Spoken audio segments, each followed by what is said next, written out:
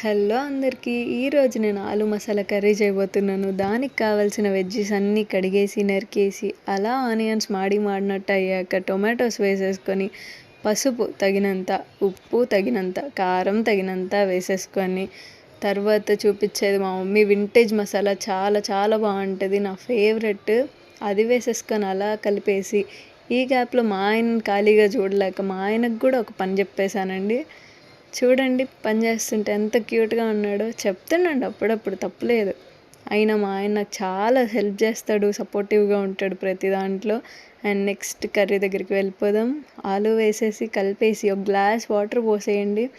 3 whistles వస్తే చాలు, curry ready. ఇప్పుడు నా ఫేవరెట్ పార్ట్ మా ఆయన చేత తినిపించుకోవడం.